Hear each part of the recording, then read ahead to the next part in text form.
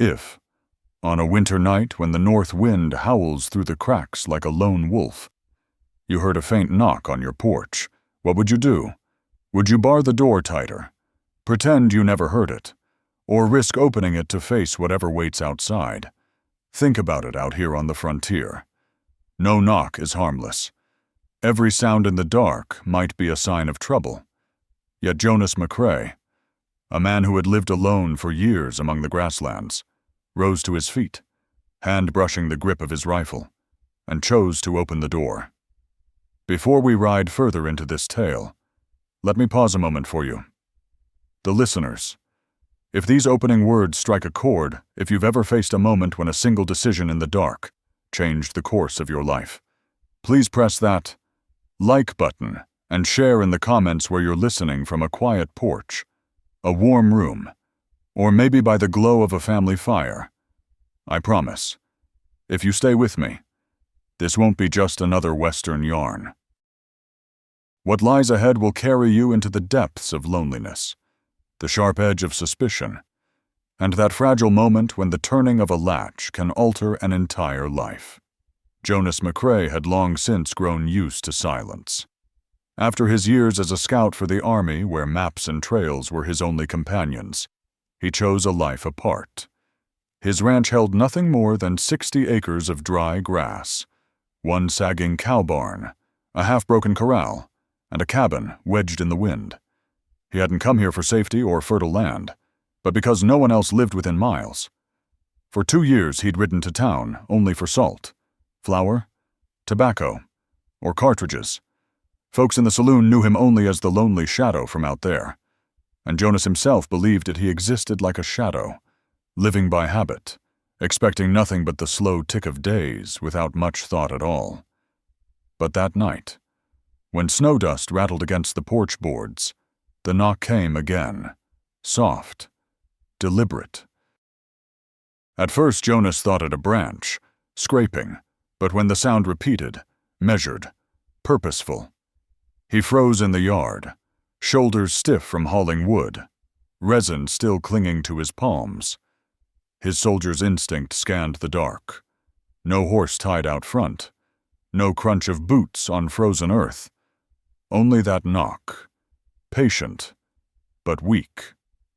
He leaned his rifle against the wall, slid back the latch, and opened the door. The lamplight spilled across the porch, and there she stood, a woman, barefoot on the frozen dirt, hair tangled by the wind, a cut on her lip, and a deer-hide dress torn nearly to shreds. Her bronze skin gleamed in the yellow light, ribs sharp from hunger. Her eyes darted past him once, quick, taking in the stove, the table, the chair, then locked back on his face, and her voice, low but steady, cut through the cold. "Let me stay. I'll give you what no white woman can." The air froze between them. Jonas felt old suspicions rise like ghosts. He knew too well that a Comanche woman showing up at his door could mean trouble at her heels, trouble that might ride in, armed and merciless. Letting her in could cost him his peace, even his life. Yet in her eyes there wasn't only pleading. There was defiance, too. A challenge: save me, or abandon me to whatever waits. Jonas didn't like her offer, didn't like that she had been driven to speak it, but he knew what it meant to turn her away, bare feet blue with cold, wolves or men finishing what desperation had begun. He thought of the 2-hour ride to town, of the bounty hunters or raiders who might already be combing the night, and of the way her thin frame trembled under the lantern light. In the span of a breath. Jonas made his choice. He stepped aside, swung the door wide. She slipped past him, cautious, like a deer freed from a snare. The door shut behind her, and the cabin, long silent and hollow, suddenly held another heartbeat, another breath, another presence that shifted the air itself. He didn't ask her name. He didn't ask where she'd come from. He simply ladled beans into a bowl, cut a strip of salt pork, poured a cup of water, and set them down. She ate slowly, shoulders still taut, eyes lowered as if ready to bolt at any wrong move. Jonas stayed by the door, rifle within reach, gaze steady, half watchful, half questioning himself. That night, the fire cracked in the stove, the wind screamed against the shutters, and inside that lonely house 2 strangers sat within the same walls. One a man hardened by loss, wary as ever, living behind fences of his own making. The other worn down, hungry, wounded, but still carrying the fire of someone not yet broken. The door had opened, and from that moment, the story had only just begun. Inside that small cabin. Once the door was shut and the wind outside faded to a hollow moan. The air grew heavier than before. Jonas McCrae set a bowl of beans and a strip of salt pork in front of the woman, then poured her a cup of cold water. Firelight from the stove flickered across her face, catching every cut, every dried trace of blood, and the deep, quiet eyes that revealed nothing he could name. She ate slowly, each bite small, as if afraid of the food itself. Every chew was not about pleasure but survival. Jonas kept his place a few steps away, shoulder against the doorframe, one hand resting near the rifle out of habit. He watched her, and something stirred in him, a sympathy he couldn't disguise. Because even without asking, he knew no one chose to walk barefoot in the cold, lip bleeding, dress torn to ribbons, unless the nightmare behind them was worse than the night outside. But sympathy was one thing. Trust was another. And Jonas, after years of learning to suspect both shadows and men, would not allow himself to trust so easily. The woman, though he didn't yet know her name, was Nayeli. Paused before finishing the food, pushing the bowl back toward him, as if ashamed to take too much. Jonas tilted his head, his voice low and firm. "Finish it. Out here. The only law is staying alive." She hesitated, then obeyed, quicker this time, as if realizing his words were a fragile guarantee of her place. When the bowl was empty, Jonas moved to the shelf and took down a worn blanket. He pointed toward the folding cot in the corner. "Sleep there, warmer than the floor." His tone left no room for argument, nor for kindness. It was dry, clipped, the same voice he used on himself when chores demanded to be done. She gathered the blanket, crossed to the cot, her bare feet sliding across the cold boards. Every step carried caution, as if she still expected to be turned out into the storm. Jonas pulled a chair near the door and sat down, his rifle resting across his lap. He tipped his hat forward, pretending to relax, but his ears stayed sharp for every sound. The crackle of the stove, the wind hammering the walls, and then the rhythm of her breathing, shallow at first, uneven, then slower, steadier, the sound of someone slipping into exhausted sleep. In the dim light, Jonas studied her face as she drifted. The bruises along her neck, the raw marks across her cheek, they pressed heavy on him. He thought of the wife he had buried in Laramie, the 2 comrades who had fallen before his eyes. Compassion rose in him, but it came laced with doubt. Had he made a mistake tonight by opening the door? Had he let danger step into the one place he called safe? He didn't know. All he knew was that in the silence of the cabin, her presence made it feel less hollow, and because of that, he held tighter to his caution. Outside, the night dragged on. Jonas sat rigid, eyelids heavy but mind sharp. His rifle stayed close, a promise to himself that nothing more would pass that door enemy or stranger. He asked no questions, pressed for no story, for he knew that answers should only come when she was ready to give them. That night they shared a roof, but were separated by an invisible wall. On one side, a thin woman wrapped in a blanket, lost in a restless sleep.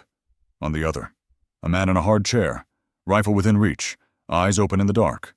Jonas had chosen his stance to aid, but at a distance, to feel compassion, yet hold suspicion. And in that silence, one truth settled deep his solitary life. harsh and hollow as it was, had already begun to shift. A new wind had entered the cabin, not only through the cracks, but in the fragile presence asleep across the room, whether it meant a dawn or a storm to come. He could not yet know. Morning came slow, a pale light creeping through the frost, crusted thick on the cabin window. Jonas McCrae had risen early, as always, feeding the fire and shrugging into his old coat before stepping out into the yard. The air was sharp enough to sting his lungs, each breath clouding white. He had just set the axe to the first round of wood when the soft creak of the door behind him made him pause. Nayeli stepped out, the old blanket wrapped around her shoulders, bare feet pressing into the frozen ground. Jonas frowned. Ground's hard as stone. You'll only make yourself worse.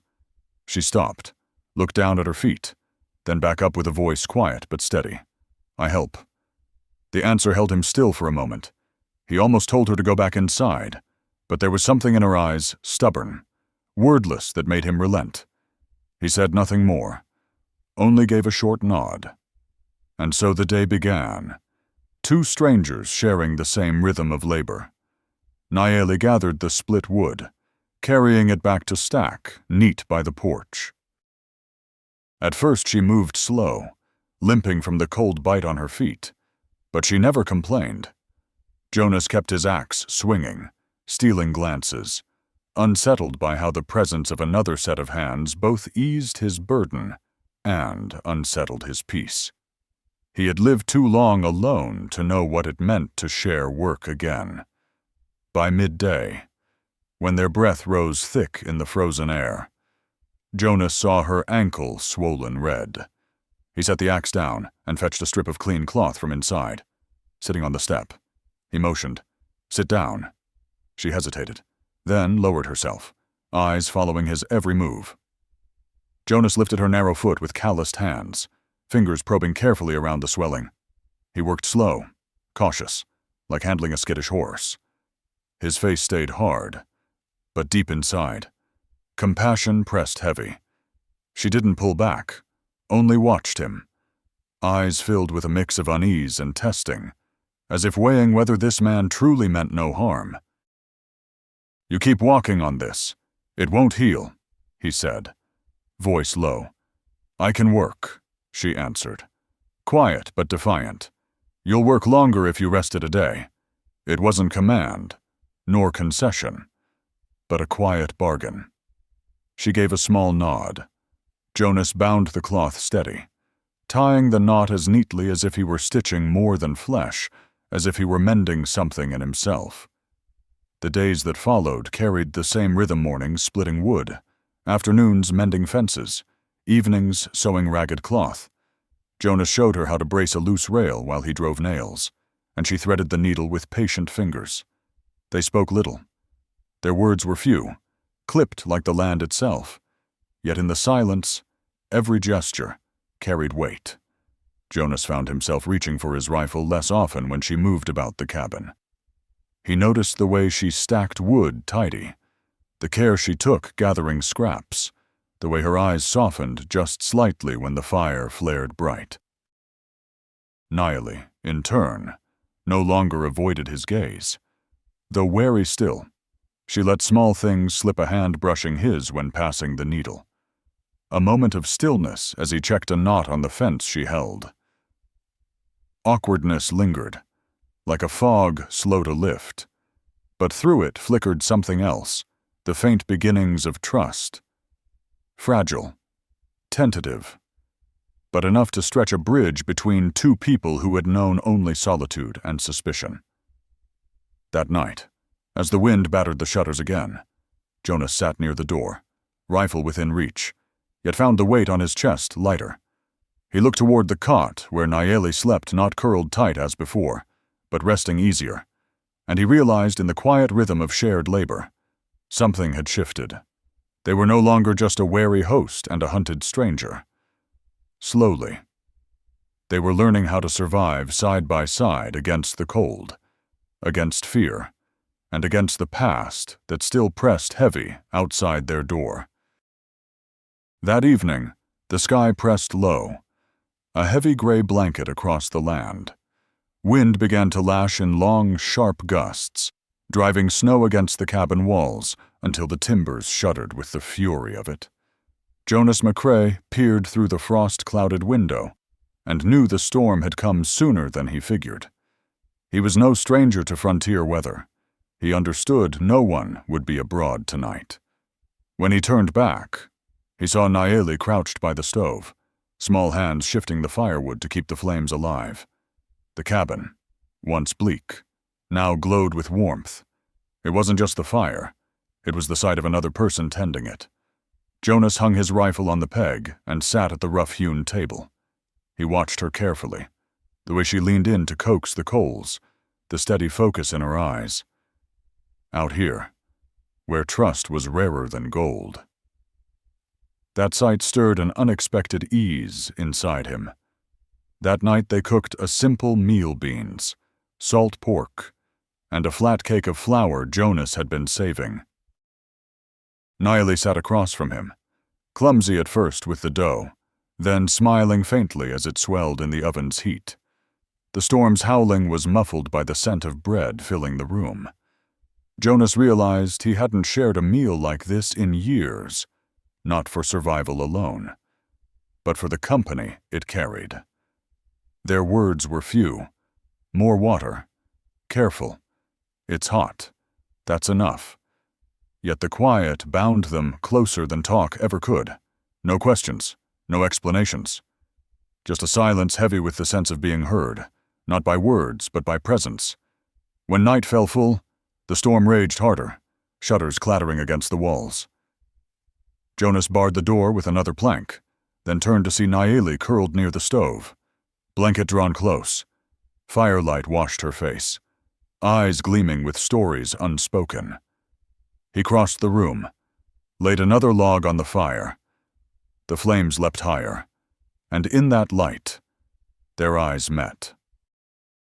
There was no suspicion there now, no flinch, no retreat, only a quiet acknowledgement that, for this night at least, they were safe together. Jonas settled down beside her, close enough to hear her breathing beneath the storm. For a moment, the cabin seemed steadier than the land itself. When he reached out to brush a loose strand of hair from her brow, she didn't pull away. Instead, her gaze softened, accepting the touch not as intrusion, but as proof he would not let the storm claim her again. That small moment needed no promise spoken. Firelight and a gentle touch were enough to declare what words could not within these four walls. Respect and safety would be theirs to keep. Through the long night, as the blizzard screamed, Jonas felt the cabin shift. It no longer felt like a shell to outlast winter, but something closer to a home. He kept his rifle within reach, habit too old to break, yet his hand no longer clenched it tight. Nayeli slept easier than she had before. Her face softened in the glow. Jonas kept watch not from doubt, but because, for the first time in years, he wanted to guard. When dawn came, the storm still pressed against the land, but inside, the air had changed. The winter beyond might stay cruel. But here trust had begun to take root in a stray touch, an unbroken gaze, and a fire tended by two who had once been strangers. Jonas knew then, no matter how long the storm held, he was no longer alone. The storm had passed, leaving the land buried under a wide sweep of white. Fence posts sank beneath the drifts, the pasture swallowed whole. Jonas McCrae rose early, as always, clearing a path to the barn while Nayeli stacked more wood by the stove. Outside, the world seemed still. The only sounds the crack of firewood and the whisper of wind through the cracks. By midday, that fragile calm broke. From afar, Jonas spotted a lone rider cutting across the snowfield, his horse thin, mane whipping in the gusts. Jonas set down his spade, his hand sliding instinctively toward the rifle resting near the porch. His heart thudded slow but steady. No one risked a ride through this country so soon after a storm unless they were chasing something. Or someone. The rider reined in at the fence, pulled down a ragged scarf, revealing a hollow face and eyes sharp with suspicion. "You seen a squaw pass this way?" he rasped. "Comanche girl. Ran off from camp 3 nights ago. Sheriff's posted a bounty." Jonas's grip tightened on the stock of his rifle, but his gaze stayed level. He knew the kind men who lived by hunting others, trading freedom for coin. One careless word would be enough to betray her. But he also knew Nayeli was only a few steps behind him, inside the cabin, listening. Every syllable he spoke now would decide her fate. "Haven't seen anyone," Jonas said flat, his voice dry as weathered wood.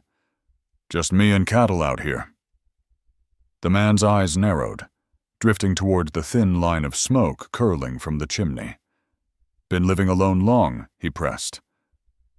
Jonas nodded once, cold and steady. "That's the way I like it." Silence stretched taut as a bowstring. The wind drove snow between them, a pale curtain. At last, the rider pulled his reins. "If you do see her, tell the sheriff. Pays good money." He turned his horse and rode off, the figure swallowed quick by the white horizon. Jonas stood still a moment longer, rifle in hand, waiting until the hoofbeats faded into the wind. When he turned back towards the cabin, he found Nayeli at the doorway, her fingers clenched tight around the blanket, her face pale but her eyes lit with fire. She had heard it all. Jonas set the rifle on the table and met her gaze. "You don't belong to them," he said, voice steady. "Don't let their words make you afraid." Nayeli drew a long breath, shoulders easing, though her hand still trembled not from cold but from the memory of being hunted. Jonas stepped closer, not touching her, but near enough for his words to carry weight. "From now on, anyone looking for you will have to come through me first." It wasn't romance. It wasn't bravado. It was the plain truth of a man who had lost too much, and had chosen this time not to lose again. That night Jonas kept his rifle close, eyes fixed on the door. But it was different now. He wasn't guarding against Nayeli, he was guarding for her. She sat near the fire, the flames reflecting a firmness returning to her gaze. When their eyes met, Jonas felt the bond hold steady. The bond that said not every knock at the door brings danger. Sometimes it brings a reason for a man to stand firm again. Nights on the frontier were always long, but when a blizzard rattled the walls and the wind howled over the roof, time itself seemed to stretch without end. Jonas McCrae sat close to the stove, the glow of the fire showing the lines carved by years of sun, war, and solitude. He was used to keeping watch, hand near the rifle, eyes on the door. But this night was different. His gaze kept drifting toward Nayeli, seated by the cot, fingers fidgeting with the edge of the blanket. She no longer curled into herself, nor kept her eyes fixed on the floor as she had in those first days. She lifted her head, met his eyes, and did not look away. That silent, steady look made Jonas's heart give a small start. He had grown used to silence, but now, even with the storm tearing outside, he felt another heartbeat matching his own.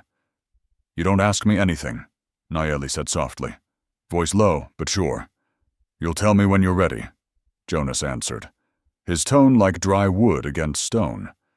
The short reply was enough to break what remained of the wall between them. For the first time, she smiled fragile, like a spark catching tinder. And Jonas realized he wanted that smile to stay in this cabin. The blizzard grew louder, the wind slamming the shutters. Jonas fed more wood to the fire and then sat closer. Heat from the stove mixed with the warmth of their breaths, turning the narrow room into a refuge. When a violent gust forced the door open, a crack, Nayeli flinched. Jonas rose quick, dropped the latch shut. When he turned back, he saw her still trembling. He sat beside her, voice low and steady. "You're safe here." Nayeli nodded slowly, This time she reached first, her slim fingers resting lightly on his arm. A small touch, but enough to dissolve the distance that had kept them apart. Jonas looked down at her hand, then back into eyes that no longer carried only caution, but trust as well. They spoke little, yet in every glance and gesture consent was plain. That night they sat closer than before. When Jonas placed his rough hand over hers, she did not pull away. The silence between them was no longer strained. It was the quiet of two people who had found something rare in the emptiness of the plains. The next morning, though the storm still raged, the air inside was different. Jonas cooked breakfast, and Nayeli stood beside him, pouring water into the pan, cutting bread. Small motions, yet each one said clearly she was no longer just a guest. They sat side by side, eating in silence, but it was the silence of a shared home. Another night came, snow piling high against the porch. Jonas laid an extra blanket on the cot, then looked toward Nayeli. He didn't need to speak. She crossed the room, eyes steady, steps without fear. The wooden walls that had echoed only with wind now carried the whisper of two souls reaching for one another. There was nothing hurried. Nothing forced, only clear consent in every movement, every breath. The cabin, once hollow, now held the warmth of two. And in that warmth, Jonas heard a word he had nearly forgotten us. He had once believed this house was built only for him, a place to outlast storms and darkness alone. But now, each gust outside was a reminder he would not face them alone. With Nayeli here, solitude melted like frost in firelight, and a new kind of home had begun to take shape. When the sky finally cleared after long days of gray, winter sunlight broke over the land still patched with snow. Faint streaks of green showed on the hillsides, a sign the freeze was pulling back. Jonas McCrae stepped onto the porch, hand shielding his eyes. For the first time in weeks, the trail to town lay open. He knew it was time to go not only for salt, flour, and tobacco, but for something more lasting. Inside the cabin, Nayeli was folding the blanket, her hair loose over her shoulders, her face softened by days of rest. When Jonas told her he meant to take her into town, worry flickered in her eyes. She knew what stares would follow, but when he added, "So it's written down, no one can deny your place here," her face slowly brightened. They rode together on one horse. Jonas sat behind, holding the reins, his other arm steady around her to keep her secure. The road was long and the wind sharp, but it did not feel like the solitary rides he had always known. Nayeli leaned against him, her head tilting with the horse's rhythm. Hoofbeats on thawing ground mixed with the wind, and Jonas felt a calm he hadn't known in years, the calm of not riding alone. The town met them with stares. Men outside the saloon paused mid-game, lifting their hats but watching hard. Women in shawls stopped with children in tow, whispering into each other's ears. A cowboy by the blacksmith spat in the dirt with a crooked grin. Jonas gave no reply. He walked straight, helped Nayeli down, and kept her hand in his. He knew every eye doubted her presence at his side, but the warmth of her hand told him there was no explanation needed. They entered the clerk's small office. The man behind the desk looked up, hesitating. Jonas stood firm, his voice carrying across the room. "I want it recorded. Jonas McCrae. And her name, Nayeli." The clerk's brow creased, but Jonas's steady eyes left no room for protest. Pen scratched across paper. A seal thudded onto the page. A slip of paper was handed over, plain and small, yet heavier than stone. From that moment, they were not just two people sharing a roof, but a bond recognized in law. Jonas folded it carefully and tucked it into his coat. Afterward, they stopped at the general store. Jonas bought flour, coffee, salt, and candles. Then he set a new pair of leather boots on the counter and pushed them toward Nayeli. Her eyes glistened. Those feet that had bled on frozen earth would now be protected, not only by leather, but by a care she hadn't expected. She tried them on, taking a few steps, then looked up at him with a full smile, no longer guarded, no longer afraid. The ride home was quiet, but the cold no longer bit as before. By dusk, the snow shone pink in the fading light.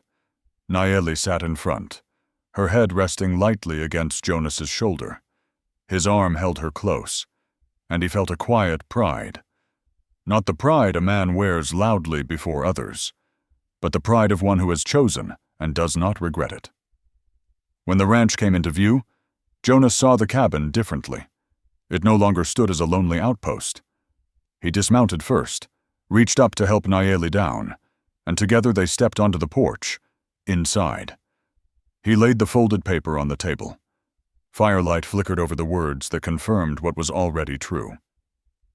"Now, it's more than just staying," Jonas said softly, voice rough but certain. "This house is ours." Nayeli met his eyes, her own shining. "I know. I choose it. In that moment." The wind outside seemed far away. A plain cabin, a simple paper, a pair of new boots, ordinary things. Yet together they formed the foundation of a home. And in the harsh heart of the West, their bond had been set not only by their hearts, but by the world beyond their door. The ride back from town seemed shorter, perhaps because this time Jonas McCrae was not riding alone. On the horse before him sat Nayeli, her new boots pressing neat tracks into the snow when she dismounted. In the pocket of his coat lay a slip of paper still bearing the clerk's seal, a small thing, yet heavier than all the years of solitude behind him. They returned to the old cabin, but when they stepped inside, it no longer felt the same.